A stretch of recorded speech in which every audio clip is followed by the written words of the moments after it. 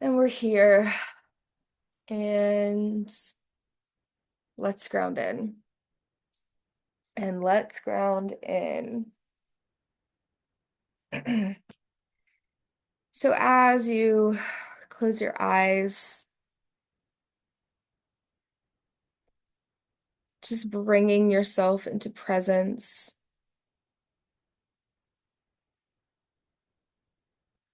We are here now. We are not at any point in the past. We are not at any point in the future. We are here now.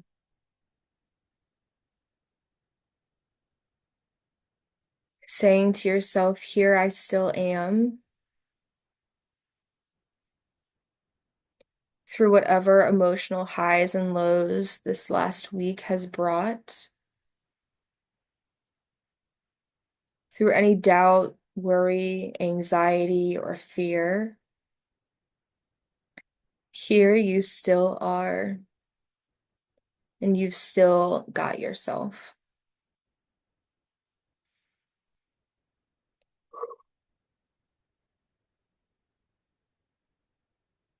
And as we start to ground in, I'm just asking a blessing from Spirit.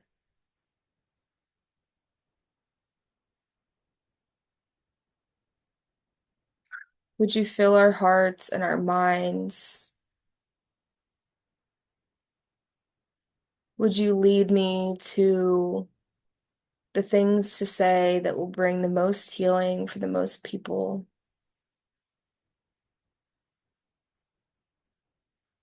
I command that my ego step aside so that I may be a clear channel for what wants to flow through me to do so with ease, rooted in love, and for the most beneficent outcome. Feeling our feet on the floor and bringing our awareness down to the bottoms of our feet. And as your focus moves down, just letting the rest of your body soften.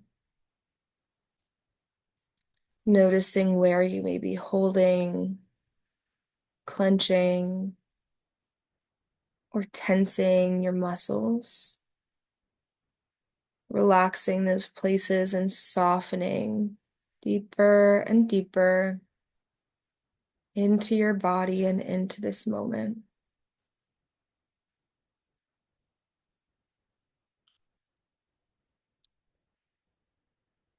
Mm. Relaxing the hips, the belly, the low back. Relaxing the shoulders, the back of the neck, the throat, and the chest. Relaxing the jaw, eyebrows, and the top of your head.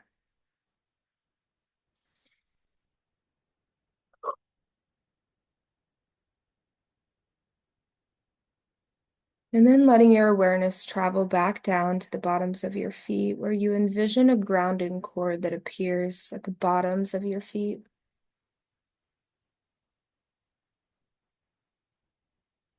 Connecting you in with your Earth Star chakra, which is the chakra that sits 1 to 2 feet below you. Maybe straightening your spine just a bit to feel that support, the solidity of your vertebrae stacked one on top of another.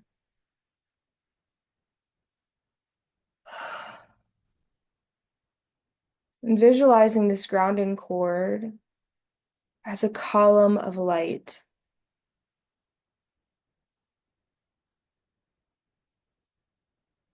For me today, it starts out as like a golden white light, and then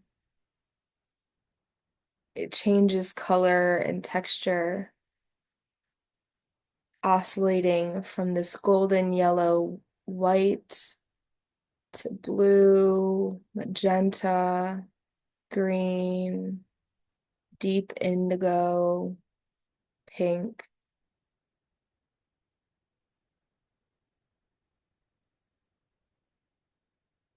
And on our next inhale, we're going to breathe in from the belly.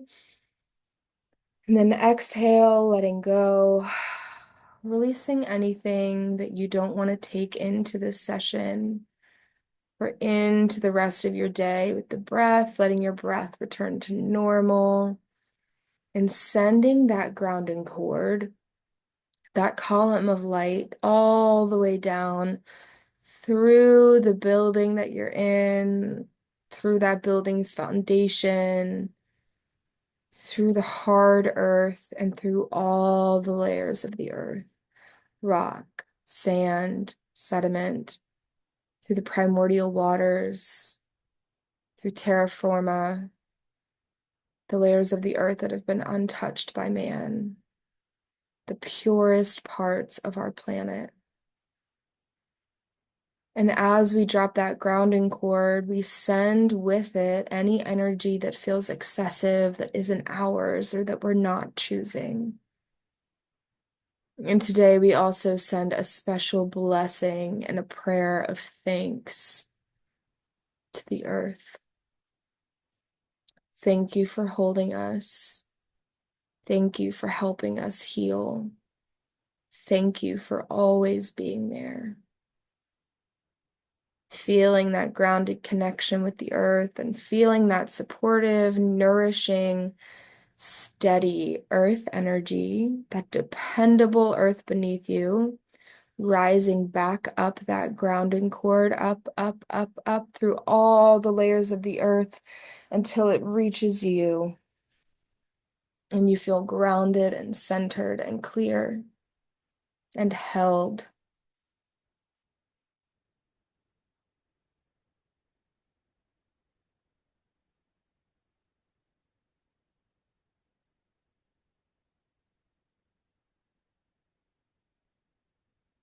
And letting that float throughout you, letting that earth energy mix and meld with your energy, making a blend that is signature to you.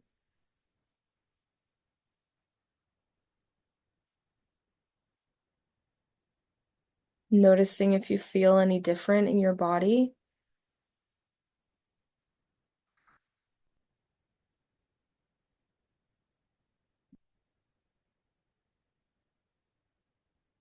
And from here, I just want you to call in an intention.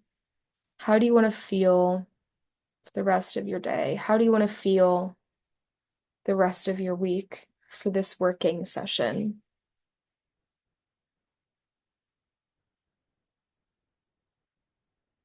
For me, I just want to feel open to the wisdom that comes through, open to the messages, open to my role in all of it.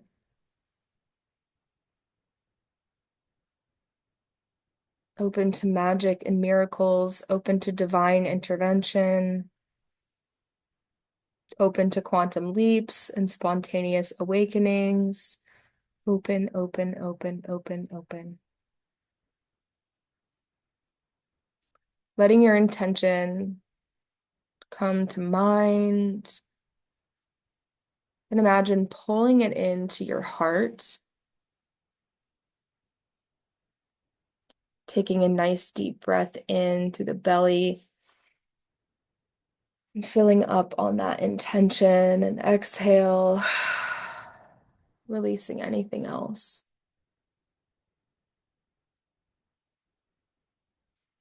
And then when you're ready, maybe rubbing the hands together to generate some heat before blinking open your eyes and coming back.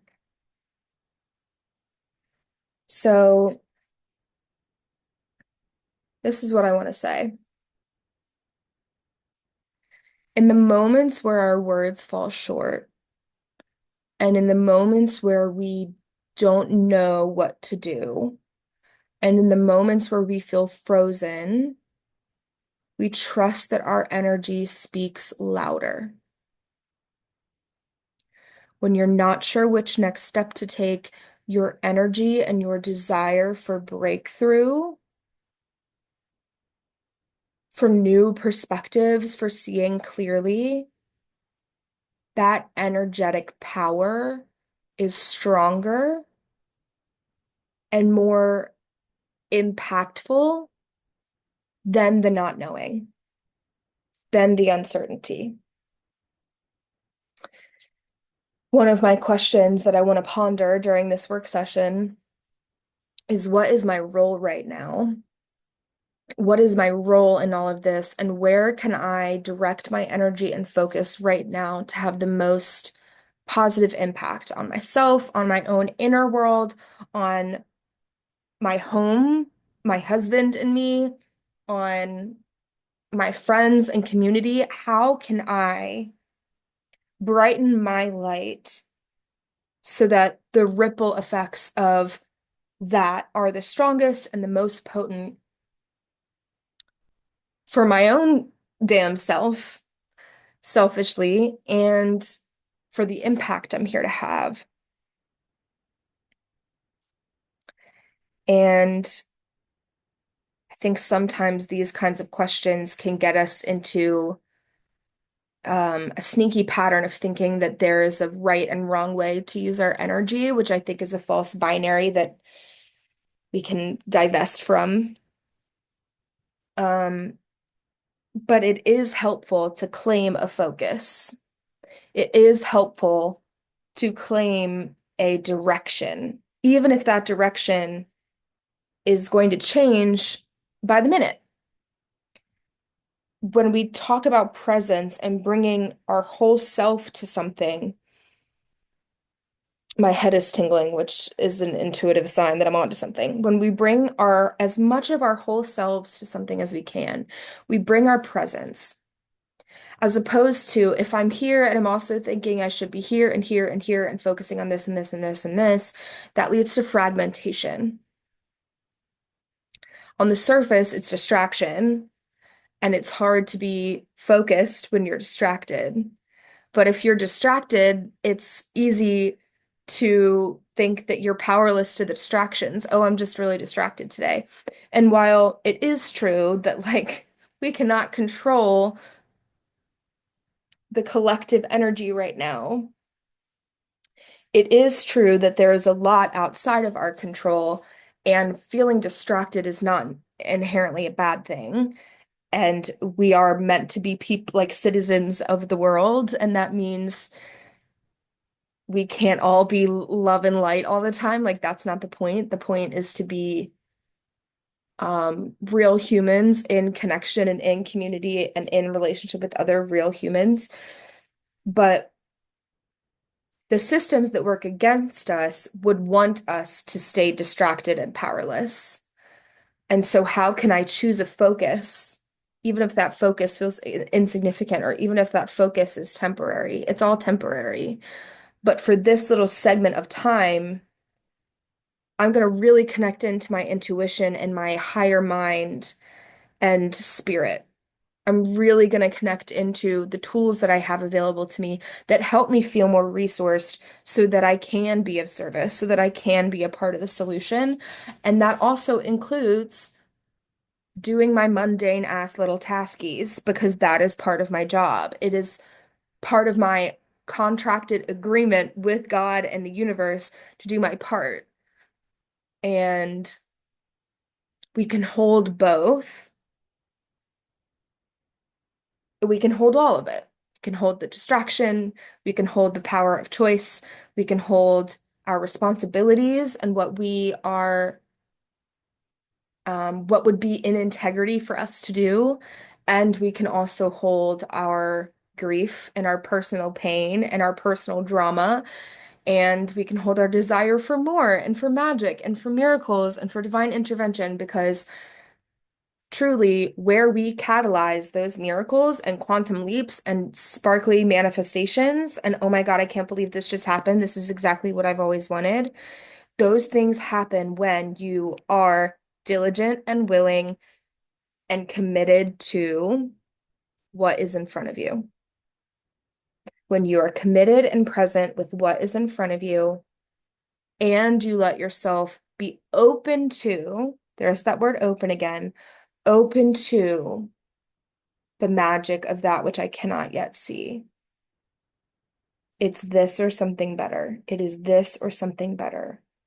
It is this or something better. And so if I can't get myself to dream up the next thing, if I'm struggling on where to direct my energy in the business, what's my next project, what's my next focus, then I can just be where my feet are. Because I know that the only place that I can receive is right here and now, in this now moment. So here are some of the questions that I will be reflecting on throughout today's co-working session. How can I bring more of my authentic self forward? What storylines are closing for me? What chapters are beginning?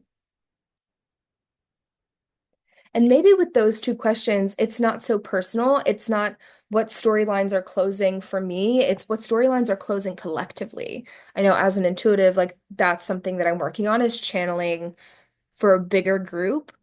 Like right now, there is one person on this call, but I'm connecting into the energy of a bigger collective. So, what storylines are closing for us? What chapters are beginning for us? And then, what is my role in this? What is my role in this? And I'll drop those in the chat in just a sec.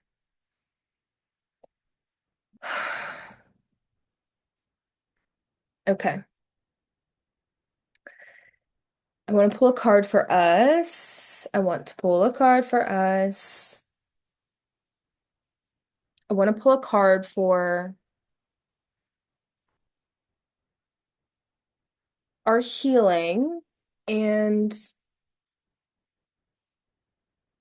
it's so tempting to shut down and shut off and close ourselves and hide. And we can do that in moderation because we need to get by. And I'm specifically seeking higher guidance for something that will be a boon or an encouragement for us to keep going. Chani Nicholas, who is like my one of my favorite astrologers, has written some really beautiful words following the LA wildfires. And she talked about how like it's so important that we keep going and we keep showing up with or without reward. And I know that that is something that is like calling me forward. Is like I can show up when I'm being praised for it. I can show up when I'm getting validation. I can show up when it feels good for me too. But something I'm really working on is like discipline and self-discipleship. Like, how can I be a disciple to my own practice? How can I make my life a moving prayer? And showing up with or without reward because we need each other. Because we need each other, the musical. So, pulling a card for our healing, for our liberation. What is our encouragement to stay in the game with or without reward?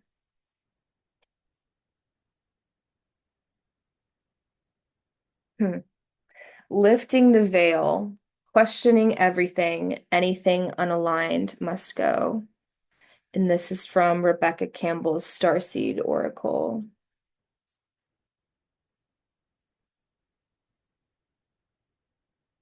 This card feels beautiful and optimistic and artistic and celestial.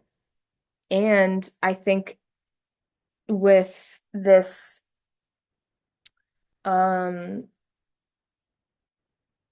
Sun Pluto conjunction, Mars Pluto opposition, there's a lot, and we're seeing this on the world stage of the things being dredged up, being revealed for what they really are.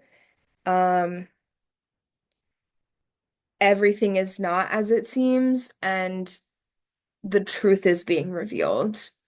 And it's up to us to stay diligent in our own boundaries and practices that keep us in check and that also help us to be in practice with questioning things so that we aren't blindsided.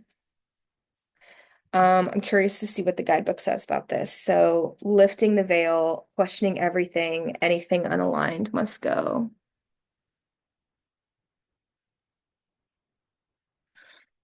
Okay. I've had this deck for probably 3 years, and this description is dog-eared, so she must have stuck out to me before in the past. Things aren't always as they seem. This era is one of uncovering mistruths so we can remember ancient truths. Everything is in a state of recall and realignment. Anything that isn't in harmony with the planet will not survive. This goes for society and the world at large, as well as in our own lives. If you pull this card, you're being called to energetically scan your life for things that may no longer be a vibrational match for who you are and how you've grown. To dismantle the systems and ways of being that once served you and others, but no longer do.